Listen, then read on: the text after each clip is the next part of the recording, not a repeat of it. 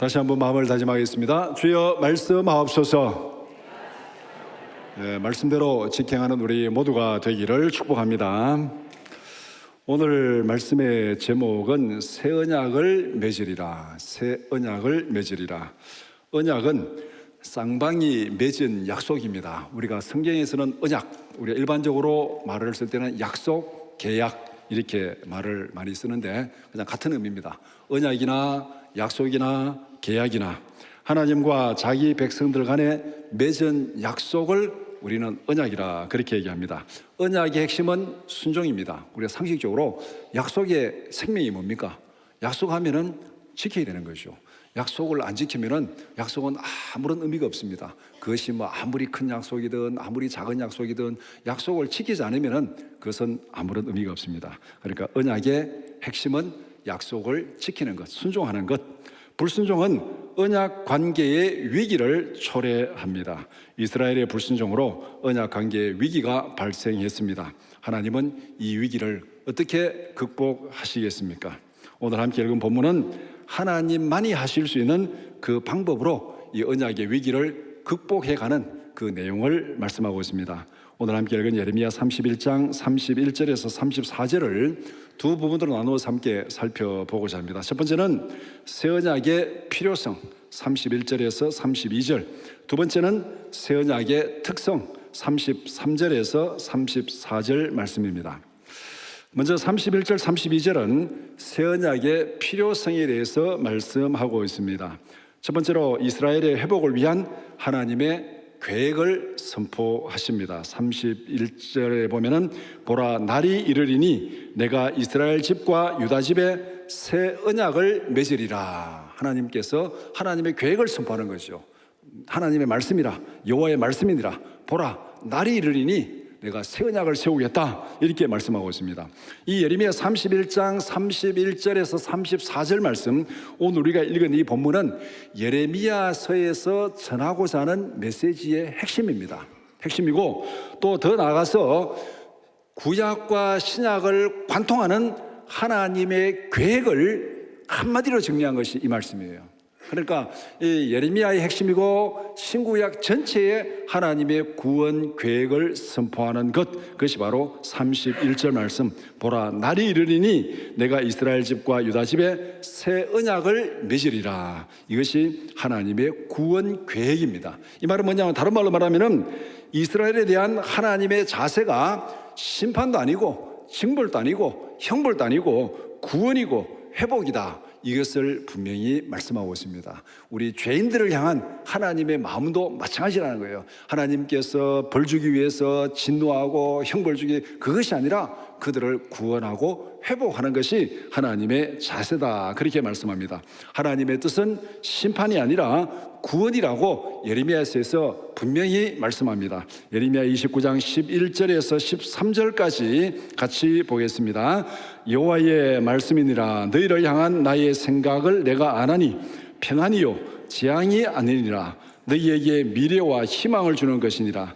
너희가 내게 부르짖으며 내게 와서 기도하면 내가 너희들의 기도를 들을 것이요 너희가 온 마음으로 나를 구하면 나를 찾을 것이요 나를 만나리라.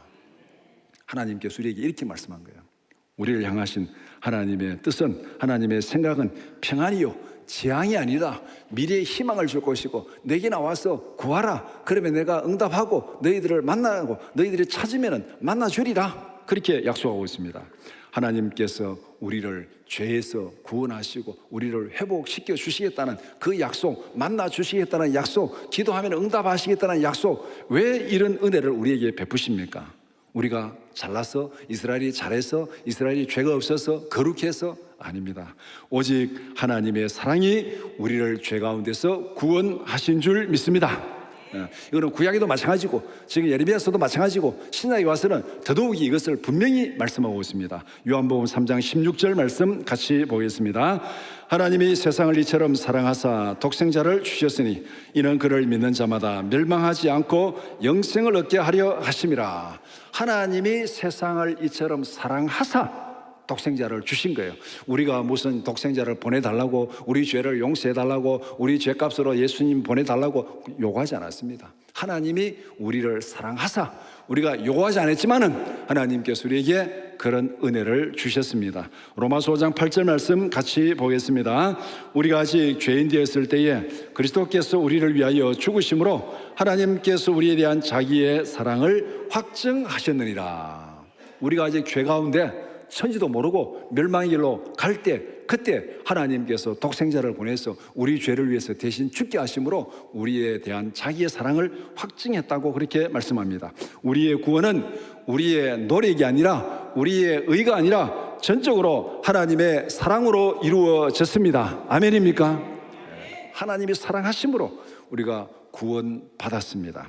두 번째는 새 언약이 필요한 이유를 말씀합니다. 하나님은 이스라엘 집에 새 언약을 세우시겠다고 선포하셨습니다. 그러면 왜 새 언약이 필요하게 되었습니까? 하나님은 시내산에서 이스라엘 백성들과 언약을 맺었습니다. 언약의 내용들을 돌판에 새겨 주셨습니다. 시내산 언약을 통해서 하나님과 이스라엘이 특별한 언약 관계에 들어가게 되었습니다. 이제 하나님은 나는 너희 하나님이고 너희는 내 백성이다. 그러니까 둘이 언약 관계에 들어갔던 둘이 하나라는 거예요. 그러니까 너희는 내 백성이니까 내 백성이 무엇으로부터 방해를 받고 위협을 받고 해를 당하면은 하나님이 책임지고 보호하시고 지켜주겠다. 이게 언약입니다. 국가로 말하면은 동맹이에요, 동맹. 그러니까 동맹을 맺었는데 한 나라가 침략을 당하면은 동맹에 의해서 자동 전쟁에 개입을 하는 겁니다.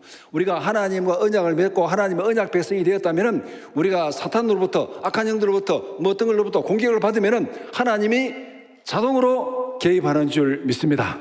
그러니까 이 언약 관계가 얼마나 중요합니까? 하나님께서 이스라엘 백성들 언약을 맺으시고 그래서 이스라엘 백성들이 광야를 지나갈 때 하나님께서 먹을 것을 주시고 만나를 주시고 메추라기를 주시고 물을 주시고 옷이 떨어지지 않게 하시고 이렇게 다 인도하는 이유가 뭐냐면은 내가 너와 언약을 맺고 너는 내 백성이 되었으니까 내가 책임지고 인도하겠다. 언약 관계에 의해서 하나님께서 이렇게 개입하시고 인도하시는 거예요.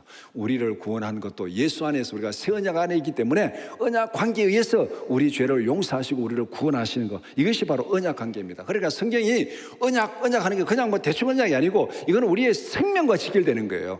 영원한 생명과 직결되는 겁니다. 언약 안에 있으면 구원받고 언약 밖에 있으면 멸망입니다. 이거는 언약이 그만큼 중요한 거예요. 그런데 이스라엘은 지속적으로 불순종하면서 언약을 어겼습니다. 하나님은 여러 선지자들을 보내가지고 불순종을 경고하고 책망했습니다. 그럼에도 불구하고 이스라엘이 계속적으로 언약에 불순종했습니다. 그래서 사실상 언약이 깨어졌습니다. 언약에 그냥 그 형식은 남아있는데 사실상 언약이 깨어진 거예요. 하나님은 불순종으로 오염되고 깨어진 옛 언약을 걷어내고 새 언약을 세우기로 그렇게 결심을 한 것이 오늘 본문의 말씀입니다. 언약의 이 형태는 남아있는데 실제로 언약이 깨어진 거 어떻게 설명할까 생각해 보다가 드라마 뭐 이제 신문에 보니까 뭐 드라마들 별로 안 좋은 내용들 많이 나오잖아요. 둘이 결혼을 했는데 한 사람이 막 계속해서 불륜을 하고 막 그렇게 하면은 나중에 어떻게 됩니까? 이 결혼 관계가 깨어지는 거죠. 그런데 이혼은 안 해서 같은 집에 살아. 문의는 부부인데 실제로는 이렇게 각방을 쓰든지 뭐 아니면 뭐 자기 하려고 너는 내대로 이렇게 무늬만 부부 있는 사람들 있잖아요. 드라마에 나오는 거. 우리 실제 생활에는 전혀 없죠. 드라마에 나오는 무늬만 부부 그런 사람들. 그것이 바로 지금 이스라엘 백성들이 옛 언약 안에서 하나님과 관계입니다. 하나님께서 언약을 맺고 선지자들을 보내고 경고하고 책망하고 했는데도 불구하고 계속 불순종하니까 무늬는 남아있는데 언약이 무늬는 남아있는데 실제로는 이게 완전히 이제 하나님이 심판하기로 멸망하기로 이스라엘을 멸망하기로 작정했어. 이게 끝난 거잖아요. 이게 끝난 거예요. 그런 상태에서 하나님께서 이 옛 언약을 다 걷어내고 새 언약을 세우리라, 그것을 말씀하는 것이 오늘 본문에 있는 말씀입니다. 그래서 이걸 우리 실제 생활 속에 한번 적용을 해보면 아마 이렇게 또 설명할 수 있을 것 같습니다. 우리가 예전에 그 새마을 사업할 때 새마을 사업할 때 제일 먼저 제가 기억나는 게 지붕 개량 사업. 지붕 개량 사업. 시골에 초가집 있는 거 다 걷어내고 이제 이 기와나 스레트 지붕을 이잖아요. 근데 제가 어릴 때 생각해보면 기와는 돈이 많이 들어가지고 시골 사람들이 잘 못 썼어요. 그래서 편한 대로 스레트 지붕을 많이 이었습니다. 그러니까 이 흑담 집에 초가 지붕을 딱 개량해 놓으니까 매년 이렇게 지붕 안 만들어도 되니까 이게 편하잖아요. 편하긴 편한데 그러나 옛날 흙집 그대로 있으니까 뭐 집 구조는 똑같잖아요. 그러니까 사다 보니까 불편해 이게. 정말 불편하네. 옛날 집이 그대로니까 불편하잖아요. 그 다음에 이제 사람들이 좀 생활 수준이 높아지면서 이제 하는 사업이 뭐냐면은 주거 환경 개선 사업. 들어보셨죠? 주거 환경 개선 사업. 지금 대구에 남구가 한창이에요, 지금 남구가. 남구는 제가 보니까 다녀보니까 다 뜯어놓은 것 같아. 동구가 그 다음 처음에는 중구 다 뜯어놓더니 그 다음 동구 다 뜯고 그 다음 남구 지금 다 뜯어놨어. 이게 주거 환경 개선 사업입니다. 옛날 집들 다 뜯어내고 새 집 짓는 거예요, 이렇게. 그래서 이 옛날에 이 초가 지붕을 슬래트 지붕으로 이렇게 바꾸는 거는 이 주거 생활이 여전히 불편해 이게. 그런데 그 집을 다 걷어내고 아주 새로운 집으로 딱 지으면은 그다음에 어떻게 합니까? 이게 이제 재건축. 시골에 가도 이제 거의 다 재건축을 해놨어요. 옛날 시골 집들이 거의 없어요. 다 집을 새로 지었습니다. 옛날 집은 불편해서 못 산대요. 그러니까 다 새로 지었고 도시에는 그냥 재개발해가지고 그냥 아파트 다 지어놨습니다. 이게 아주 편하게 됐죠, 생활 자체가. 그래서 제가 이렇게 가만히 생각해보니까 이 주거 환경 개선 작업에서 제일 혁신적으로 변화된 게 뭘까? 옛날에 초가 지붕 개량해가지고 살던 집하고 주거 환경 개선해가지고 그 집 뜯어내고 새로 지은 집하고 제일 결정적인 변화가 제가 생각할 때는 화장실이 밖에 있던 것이 집 안으로 들어왔어요. 이제는 시골에 가도 화장실이 다 집 안에 있어. 예. 지금 화장실이 얼마나 안으로 들어왔습니까? 안으로 들어다 이제 안방 안에 화장실이 들어와 있어요, 이제. 예. 옛날에는 화장실하고 처갓집하고는 멀어야 좋다 그랬어요. 멀어야. 예. 화장실하고 처갓집하고는 멀어야 좋다 그랬습니다. 그런데 요새는 어떻습니까? 화장실 멀면은 좋습니까? 화장실은 가까이 있어야 돼. 얼마나 가까이 있나? 안방 안에 있어야 돼, 화장실은. 처갓집은 먼 것이 좋습니까? 가까이 있는 것이 좋습니까? 가까이 있는 게 좋아요. 그래야 그냥 늘 빈통 갖다 주고 반찬 해달라 그러고, 그래야 그냥 좀 일 있으면 애 갖다 맡기고 놀러 가고, 처갓집은 가까이 있어야 돼. 그러니까 화장실 가까이 있어야 되고 처갓집 가까이 있어야 돼. 이게 뭐냐면 주거 환경이 완전히 변한 거예요. 옛 언약이 이스라엘의 불순종으로 이렇게 불편하고 깨어지고 정말 불편하게 되었습니다. 불편하게. 그러니까 하나님께서 그것을 철거하고 새로운 주거 환경으로 재건축했습니다. 삶의 질이 달라졌어요. 옛 언약에서 새 언약으로 바꾸는 것은 바로 삶의 방식을 바꾸는 것이고 삶의 환경을 바꾸는 거예요. 그러니까 껍데기가 아니라 삶의 방식을 바꾸는 것. 그래서 새 언약이 필요하다는 거예요. 지금 옛 언약 이거는 다 깨어지고 낡고 그래가지고 이거는 어떻게 보면 그냥 초가집을 걷어내고 그냥 스레트 집을 이어놓은 것과 똑같아. 근데 흙집이 다 무너졌어. 다시 살라니까 편하게 살 수가 없어. 그러니까 안 되겠다. 다 걷어내고 새로 지어야 되겠다. 새 언약을 지어야 되겠다. 그래서 하나님께서 새 언약이 필요하다고 그렇게 말씀하고 있습니다. 다음으로 33절, 34절은 새 언약의 특성에 대해서 말씀하고 있습니다. 첫 번째는 새 언약의 독특한 방법에 대해서 말씀하고 있습니다. 새 언약은 옛 언약의 단점과 한계를 완전히 극복하는 새로운 언약입니다. 옛 언약은 돌판에 새겨진 언약이다. 그렇게 말씀합니다. 돌판에 새겨졌으니까 쉽게 잊혀지는 거예요. 우리 여러분들 뭐 이렇게 메모해놨다가 안 보면 잊어버리잖아요. 뭐 적어놨다가 안 보면 잊어버리는 거, 돌아서면 잊어버리고 뭐 또 이렇게 또 뭐 계속 잊어버린다 그러잖아요. 그러니까 이 휴대폰이 사람을 멍청하게 바보를 만들어놨어. 제가 집사람한테 전화도 못해. 휴대폰을 없으면은 전화번호도 몰라 나는. 이게 지금 좀 있으면 이제 마음대로 이름까지 잊어버리고 싶어 이게. 완전 휴대폰 안 보면 아무것도 몰라 이제는. 뭐 들었다 봐야 알아 이게. 그러니까 이 돌판에 새겨진 건 내 밖에 있으니까 잊어버리고 그 다음에 이게 뭐 그냥 이게 지워지고 그러다 보니까 이게 뭐 마음에서 우러나오는 순종이 아니에요 이게. 밖에 있으니까. 밖에서 감시하고 밖에서 뭐라 그러고 잔소리하고 그러니까 마지 못해 사는 게 돌판에 새긴 언약입니다. 그런데 새 언약은 돌판이 아니라 마음판에 새겨진 언약이라고 그렇게 말씀하고 있습니다. 돌판에 새겨진 언약을 마음판에 새기는 것으로 바꾸겠다. 그냥 언약이 이 방식, 독특한 방식, 돌판에 새겨진 것을 이제는 마음판에 새기겠다. 이렇게 말하고 있잖아요. 마음판에 새겨졌기 때문에 이거는 절대 지워지지가 않아요. 이거. 마음판에 새겨졌으니까 지워지지 않잖아요. 밖에 있으면 잊어버리고 뭐 지워지고 뭐 이런데 이 마음판에 새겨졌으니까 지워지지를 않습니다. 그래서 이거를 우리가 어떻게 이 성경을 설명할까? 그래서 제가 안경을 끼고 있잖아요. 이 안경 낀 거하고 우리가 이제 시력이 좀 약해지면 안경을 착용하잖아요. 안경을 끼면은 깨어지고 더러워지고 불편하고 날마다 안경 닦아야 되고 뭐 하여튼 그렇게 뭐 옛날 같으면 목욕탕 갈 때 뭐 해수욕장 갈 때 뭐 운동할 때 하여튼 불편한 게 한두 가지 아니야. 지금은 안경 깨질 일이 별로 없는데 지금은 옛날처럼 덜 설치니까 중고등학교 다닐 때는 노성 쫓아다니다가 공차다가 안경 깨지면 실로 묶어 다니고 하여튼 막 불편한 게 한두 가지 아니었어. 이게 어떻게 보면은 눈이 나쁘면 이제 안경을 밖에 가지고 다니는 이게 돌판에 새겨놓은 거예요. 그런데 기술이 발달해가지고 어떻게 되어 있습니까? 이제는 안경을 밖에 끼고 다니는 게 아니고 아예 그냥 렌즈를 눈 안에 삽입해버려. 그냥 렌즈 삽입 수술을 해버립니다. 그러면은 이제는 안경 걱정할 것 없어. 뭐 밤 잘 때도 벗겨놓을 일도 없고 어디 가도 뭐 안경이 눈 안에 있으니까 잊어버릴 일이 없습니다. 이게. 그러니까 하나님께서 옛날에 그 옛 언약은 돌판에 새겨놓은 것을 그려놓고 자꾸 잊어버리고 잃어버리고 뭐 더러워지니까 안 되겠다. 이제 아예 그냥 마음판에 새겨야 되겠다. 안경 벗어버리고 렌즈 삽입 수술해버리면 뭐 걱정이 없잖아요. 그러니까 마음판에 새겨놓은 거, 그거 같은 것이 바로 새 언약의 독특한 특성입니다. 마음판에 새겨놓았다. 새 언약은 언약관계의 폐기가 아닙니다. 옛 언약의 한계를 전혀 새로운 방법으로 개선하는 것입니다. 안경 벗었다고 해서 안경 벗어 던졌다고 해서 언약 깨진 게 아니잖아요. 왜? 안경은 벗어 던지지만은 그 렌즈가 어디로 갔습니까? 눈 안으로 들어갔어요. 눈 안으로. 이게 새 언약입니다. 새 언약 안에서는 하나님과 언약 백성의 관계가 깨어질 수가 없습니다. 왜냐하면 언약이 마음판에 새겨졌기 때문에 지울 수가 없습니다. 안경을 착용하다가 렌즈를 삽입한 것과 같습니다. 마음에서 하나님을 지울 수가 없는 것, 이것이 바로 구원받은 새 언약 백성의 특징입니다. 그런데 구원받지 못한 사람, 하나님을 믿지 않는 사람은 어떤 사람들이냐?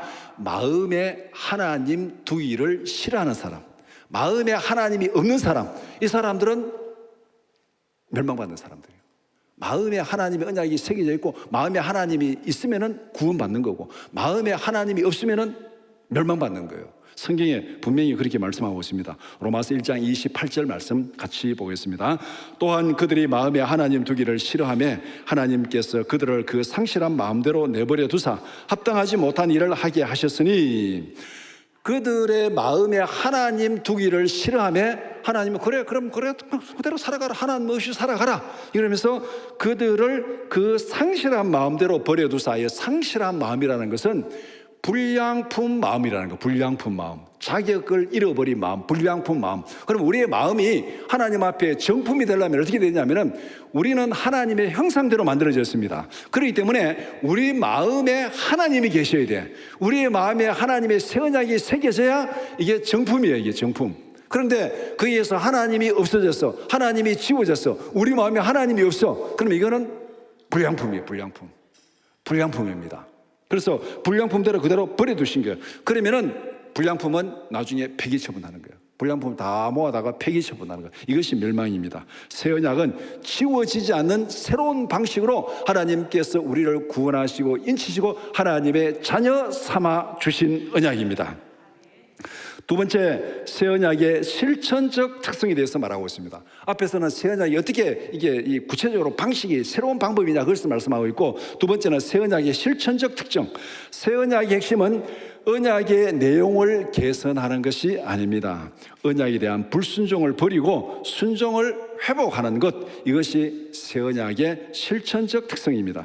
불순종하는 삶에서 순종하는 삶으로 삶의 질을 바꾸는 것입니다. 새 언약의 핵심은 자발적인 순종의 방점이 찍혀져 있습니다. 자발적인 순종의 방점이 찍혀져 있는 것. 새 언약의 실천적 핵심을 두 가지로 정리할 수 있습니다. 첫 번째는 깨어진 관계를 완전히 회복하겠다. 깨어진 관계를 완전히 회복하겠다. 그래서 말씀을 마음에 새기는 것은 영적 수술을 통해서 깨어진 관계를 회복하는 것. 이제는 더 이상 잃어버릴 일도 없고 잊어버릴 일도 없고 아예 그냥 마음에 팍 심어놔가지고 어디를 가든지 계속 이렇게 같이 가는 것, 잊어버릴 수도 없는 것. 이 마음에 심겨진 거예요. 마음에 심겨진 거. 옛날에 어른들이 그렇게 얘기를 하더라고요. 부모가 죽으면은 산에 갖다 묻고, 자식이 죽으면은 어디에 묻는다고요? 가슴에 묻는다고. 산에 묻어놓은 건 잊어버려요. 부모는 죽으면 세월 지나면 잊어버려요. 자식이 죽은 거는 가슴에 묻어놨기 때문에 평생을 잊을 수가 없어. 내가 눈 감을 때까지 잊을 수가 없어. 그러니까 하나님의 언약이 바로 이거죠. 마음에 심어놨기 때문에 관계가 깨어질 수 없다는 거예요. 이거는 관계가 깨어질 수 없는 거예요. 이게 말씀을 마음에 새겨서 언약이 나의 일부가 되게 했습니다. 마음에서 자발적으로 하나님을 알게 하고 순종하게 합니다. 이것이 첫 번째 실천적인 특징, 깨어질 수가 없는 거예요. 마음에 심어놨으니까. 그다음 두 번째는 지나간 죄를 완전히 용서하는 것입니다. 34절에 내가 그들의 악행을 사하고 다시는 그 죄를 기억하지 아니하리라. 다시는 그 죄를 기억하지 아니하리라. 옛날에는 또 죄 지으면 또 어떻게 하고, 또 죄 지으면 또 회개하고, 죄 지으면 또 이래가지고 막 제사 다시 지내고 이렇게 했는데, 이러나 뭐 안경 착용하고 다니다가 또 안경 깨면 다시 바꾸고, 또 도수 나빠지면 또 바꾸고, 계속 안경 바꿨잖아요. 옛날에 계속 안경 바꿨는데 지금은 딱 넣어놔니까 이거 바꿀 일이 없잖아요. 이 하나님께서 옛날 죄를 다 쓸어버리고 이제는 완전히 새 언약으로 이 모든 죄를 용서하리라, 그렇게 말하고 있습니다. 이런 변화는 성령이 마음에 새겨진 말씀을 통해서 역사하기 때문에 가능한 거예요. 우리의 마음에 말씀이 새겨졌죠. 이 새겨진 말씀을 통해서 누가 역사하느냐? 내가 역사하는 게 아니에요. 말씀을 내 마음판에 새겨놔도 나는 그 말씀대로 살아갈 능력이 내게는 없어요. 말씀을 마음에 새겨놓고 그 안에서 말씀을 통해 역사하시는 분 누구냐면 성령이 그 안에서 역사하십니다. 성령이 내 안에서. 그러니까 내 마음판에 새겨진 말씀을 통해서 성령이 내 안에서 역사하는 것. 성령은 하나님의 우리 안에 새겨진 말씀을 통해서 역사하시는 하나님의 영입니다. 로마서 8장 14절 15절 말씀 같이 보겠습니다. 무릇 하나님의 영으로 인도함을 받는 사람은 곧 하나님의 아들이라. 너희는 다시 무서워하는 종의 영을 받지 아니하고 양자의 영을 받았으므로 우리가 아빠 아버지라고 부르시느니라.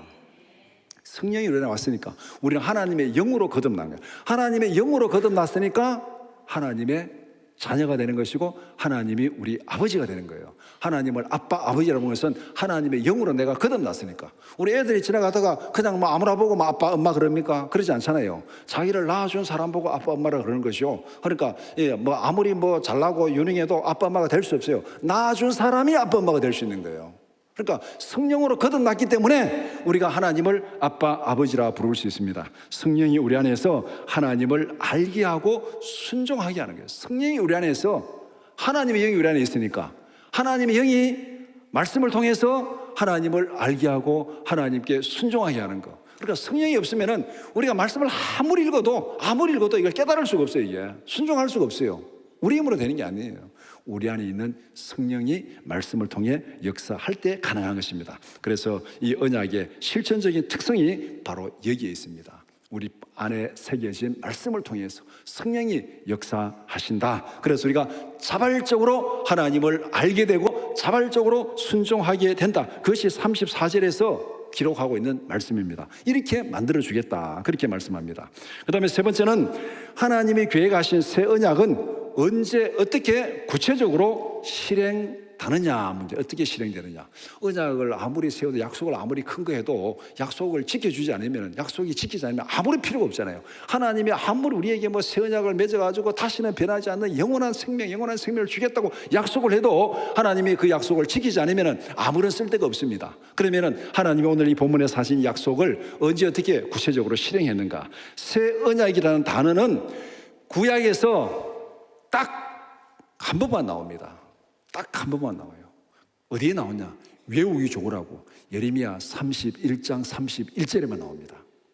구약 성경 전체에서 새 언약이라는 단어는 여기밖에 없어. 구약 성경 예레미야 31장 31절. 그런데 이 단어는 신약에서 어떻습니까? 신약에서는 신약 전체가 새 언약이야. 이게 신약이 무슨 의미입니까?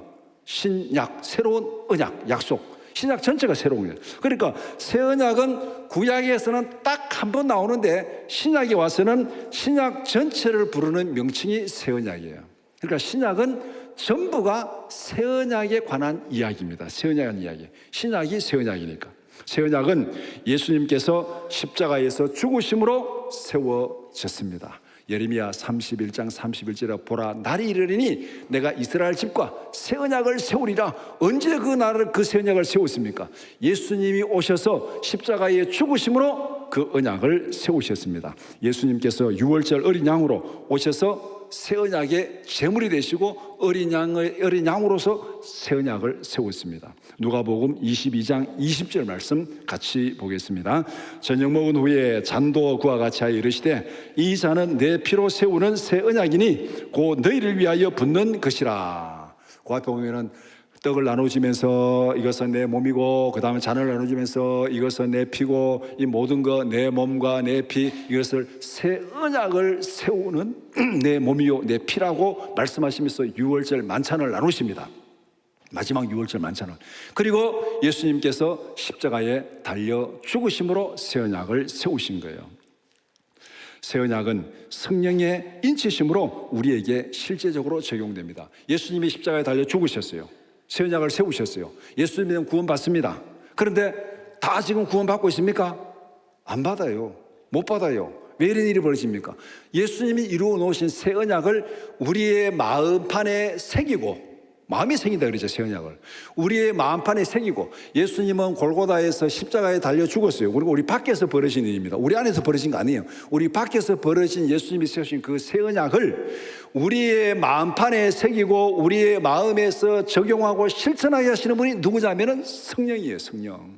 밖에 있는 새 언약을 우리의 마음에 심는 영적인 수술을 하시는 분은 성령이에요. 그러니까 성령이 이것을 우리에게 적용하지 않으면은 우리가 새 언약에서 구원받을 수 없어요. 새 언약이 내 마음에 새겨지지 않기 때문에. 그러니까 왜 성령이 역사하셔야 되느냐? 성령으로 거듭난다는 것은 보여지고 들려진 하나님의 말씀을 성령이 우리의 마음에 새기는 겁니다. 새기는 거. 성령이 우리 마음판에 새기는 거예요. 그러니까 하나님이 없으면, 말씀이 없는 마음은 불량품 마음이에요. 불량품 마음.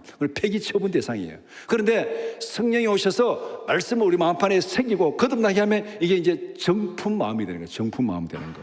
그러니까 새 언약은 성령의 인치심으로 우리에게 실제적으로 적용되는 것입니다. 그래서 오늘 본문에는 성령에 대한 언급이 전혀 없습니다. 그러나 성령이 언약 백성들의 마음을 움직이겠다는 강력한 암시가 여기에 들어 있습니다. 34절에 그들이 자발적으로, 큰 자부터 작은 자까지 자발적으로 나를 알게 되리라. 이 말이 뭐겠습니까? 성령이 그들 마음 안에서 역사하셔서 그들이 자발적으로 알게 되리라. 성령의 강력한 역사를 여기에 암시를 하고 있습니다. 성령이 마음을 감동시켜서 하나님의 말씀에 순종하게 만들겠다, 그렇게 말하는 거예요. 우리가 예수 믿고 싶어서 믿은 사람 아무도 없어요. 여러분 예수 믿고 싶어서 믿었습니까? 어떤 사람은 복음 전하면 죽어도 내 예수 안 믿으니까 우리 집 오지도 마라, 막 소금 뿌리고 막 난리 피우고 뭐 그렇게. 저도 어릴 때 난 절대 예수 안 믿을 거니까 나보고 교회 가서 설하지 말라고 제가 그랬어요. 그랬습니다. 예수 믿고 싶어 믿은 사람 아무도 없어요. 다 믿기 싫은데 어쩌다 보니까 믿게 된 거예요. 그 누구의 역사입니까? 성령의 역사예요. 성령의 역사. 하나님이 우리의 마음을 변화시킨 거예요. 변화시키고. 그러지 않고서는 누구도 예수 믿을 수 없어요. 어떤 사람도 성령이 역사하지 않고서는 예수를 믿을 수가 없어요. 예수님이 십자가에 달려 죽으시고 세우신 그 새 언약을 우리 마음판에 새기고 적용해서 구원받게 하시는 분은 성령입니다. 하나님의 말씀을 우리의 마음에 새기는 것은 성령의 사역이라고 성경이 분명히 말씀하고 있습니다. 요한복음 14장 26절 말씀 같이 보겠습니다. 보혜사 곧 아버지께서 내 이름으로 보내실 성령, 그가 너희에게 모든 것을 가르치고 내가 너희에게 말한 모든 것을 생각나게 하리라. 하나님의 말씀을 모든 것 가르치고 생각나게 하는 건 누구라고 그랬습니까? 성령이에요.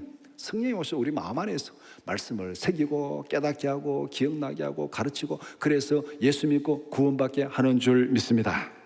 고린도후서 1장 21절 22절 같이 보겠습니다. 우리를 너희와 함께 그리스도 안에서 굳건하게 하시고 우리에게 기름을 부으신 이는 하나님이시니 그가 또한 우리에게 인치시고 보증으로 우리 마음에 성령을 주셨느니라. 성령이 오셔서 우리 마음에 이 하나님의 말씀을 새기고 새 언약을 새기고 그 다음에 그거 지워지지 말라고 성령으로 코팅을 딱 해버렸어. 이게 성령으로 보증하셨다. 인치시고 보증했다는 거. 코팅을 해놨으니까 이거 지워지지 않는 거예요. 성령이 인치시고 성령이 보증해놨습니다. 그러니까 이거는 누구도 변개할 수 없어. 누구도 고칠 수 없어. 성령이 보증하고 성령이 인쳤으니까. 우리가 어떤 약속을 하고 그 약속을 절대 어기지 말자고 할 때 하는 게 뭡니까? 법원에 가서 공증을 받잖아요. 공증. 법원에 가서 공증을 받아 놓으면은 이거는 뭐 나 안 하겠다 해가지고 안 할 문제가 아니라는 거죠. 그 마찬가지로 우리가 하나님께서 예수님을 통해서 새 언약을 세우시고 그 새 언약을 우리 마음판에 새기시고 이거는 절대 변하지 않는다고 공증하심을 누구냐? 성령이 우리에 오셔서 인치셨다. 그러니까 이건 절대 변할 수가 없습니다. 하나님이 약속하신 새 언약은 예수 그리스도의 대속의 죽음과 성령의 인치심으로 완성되었습니다. 예레미야 31장 31절에서 약속하신 새 언약을 세우리니 이 약속이 우리에게 어떻게 성취되었는가? 예수님께서 십자가에 우리 죄를 대신해서 죽으시고 성령이 우리 안에 오셔서 인치심으로 이것이 완성되었습니다. 그래서 우리는 새 언약 안에서 하나님의 백성이 된 줄 믿습니다. 우리가 하나님의 자녀가 되는 이유가 바로 여기에 있습니다. 이 새 언약을 하나님께서 예수 안에서 행하시고 성령 안에서 적용하시고 실천하심으로 우리가 하나님의 자녀가 되었습니다.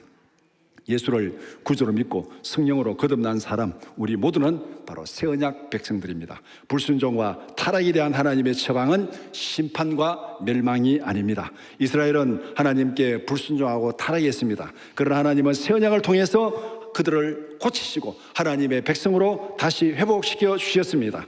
예수 그리스도의 피로 세우신 교회도 역사적으로 타락을 반복하고 있습니다. 그러나 하나님은 교회를 버리지 않습니다. 성령을 보내서 교회를 다시 회복시키고 부흥시켜서 사용하십니다. 교회 역사는 심판과 멸망의 역사가 아니라 회복과 거듭남의 역사입니다. 하나님이 교회를 버리지 않습니다. 교회가 타락했다고 버리지 않아요. 역사적으로 보면은 하나님께서 부흥운동을 일으키고 종교개혁 운동을 일으키고 경건주의 운동을 일으키고 대성령, 미국의 성령의 대부흥운동을 일으키고 그 다음에 우리나라의 1907년 평양 대부흥운동을 일으키고 필요할 때마다 하나님께서 성령을 보내서 교회를 새롭게 하고 부흥을 시켜서 교회를 새롭게 하고 성도를 부흥시켜서 다시 하나님의 도구로 사용하는 것이 하나님의 계획이에요. 이것은 변하지 않는 교회. 우리의 마음판의 세계이기 때문에 지워질 수가 없습니다. 이거 성령을 통해서 다시 회복시키는 거예요. 이것이 하나님의 계획입니다. 그렇기 때문에 오늘 우리가 사람들이 뭐 교회가 뭐 타락했네, 교회가 어떻게 영적인 힘을 잃었네, 어쩌고 저쩌고 이렇게 말을 많이 하는데 뭐 맞습니다. 틀린 거 아니에요. 그렇지만 우리가 교회가 이러니 저러니 비판하는 것이 우리의 할 일이 아니에요. 그렇다고 하나님께서 교회를 버리는 거 아닙니다. 교회를 하나님께서 다시 회복해 쓰십니다. 그럼 우리가 할 일이 뭐냐? 성령의 부흥을 주옵소서 기도해야 돼요. 그게 하나님의 계획이니까. 교회가 타락했으면은 버리는 것이 하나님의 계획이 아니에요. 버리는 것이 하나님의 계획이라면 우리는 교회는 막 비판하고 쓸데없다고 이렇게 해야 됩니다. 그러나 하나님의 계획은 다시 성령으로 교회를 변화시켜서 다시 쓰는 거기 때문에 교회가 타락했다고 영적인 힘을 잃었다고 생각하면은 우리가 할 일은 하나님의 성령을 부어주셔서 이 교회를 회복시켜 주시고 성도들을 부흥시켜 주시고 성령의 도구로 다시 회복시켜 주시옵소서 이렇게 기도하는 것이 우리의 사명이고 우리의 할 일이에요. 이 시간 이후로 다시는 뭐 교회가 뭐 부패니 어쩌고 저쩌고 그런 말 하지 마시기 바랍니다. 그 말할 시간에 하나님 앞에 기도하시기 바랍니다. 이 교회는 하나님의 피로 값주고 세우신 그리스도의 몸입니다. 성령으로 회복시켜 주시옵소서. 이것이 우리의 기도가 되어야 돼요. 하나님의 계획은 타락한 자들을 구원하여 회복시키는 것입니다. 이 계획은 우리 개개인에게도 동일하게 적용됩니다. 때로는 우리가 불순종의 일로 갈지라도 하나님은 우리를 버리지 않습니다. 하나님의 자녀니까. 자식이 잘못한다고 부모가 자식을 버립니까? 버릴 수 없어요. 버릴 수 없습니다. 왜? 자식이니까, 낳았으니까. 우리가 하나님의 성령으로 거듭났으니까, 하나님의 자녀니까 우리가 잘못해도 하나님 버리지 않습니다. 버릴 수가 없어요. 다시 고쳐서 성령을 부어서 다시 고쳐서 사용하시는 것이 하나님의 계획입니다. 성령을 보내셔서 우리로 하여금 잘못을 깨닫고 회개하고 돌이키게 하는 것. 우리가 비록 잘못하고 범죄할지라도 다시 우리를 회개하게 돌이키게 하는 것이 하나님의 계획입니다. 성령은 우리를 거듭나게 할 뿐만 아니라 말씀에 순종하는 삶을 살아가게 하십니다. 이것이 오늘 본문의 33절 34절에 있는 그 말씀입니다. 성령은 말씀을 검으로 말씀을 칼로 사용해 가지고 우리 안에서 죄악을 제거하고 굳은 마음을 제거하고 새로운 마음을 심어주는 심장 이식 수술하는 것. 성령이 말씀의 검으로, 성경에 보면 말씀은 성령의 검이라 말하고 있거든. 성령이 말씀의 검으로 우리를 영적 수술하는데 우리 안에 있는 죄악을 제거하고 굳은 마음을 제거하고 새로운 마음을 심어주는 심장 이식 수술, 마음 이식 수술하는 것이 성령이 하시는 일이에요. 히브리서 4장 12절 말씀 같이 보겠습니다. 하나님의 말씀은 살아있고 활력이 있어 좌우의 날선 어떤 것보다도 예리하여 혼과 영과 및 관절과 골수를 찔러 쪼개기까지 하며 또 마음의 생각과 뜻을 감찰하나니. 하나님의 말씀, 이 말씀이 살아있는 칼이에요. 이 칼을 들고 우리에게 영적 수술을 하시는 분은 성령이, 우리 안에 있는 성령이에요. 그러니까 말씀이 우리 안에 새겨지고 그 말씀을 통해서 성령이 우리 안에 역사하심으로 우리가 죄사함 받고 회개하고 거룩한 하나님의 백성으로 살아갈 줄 믿습니다. 성령 인도하심을 따라 우리의 마음이 거듭나고 우리의 생각과 행동이 변화된 하나님의 사람으로 살아가는 우리 모두가 되기를 주님의 이름으로 축원합니다.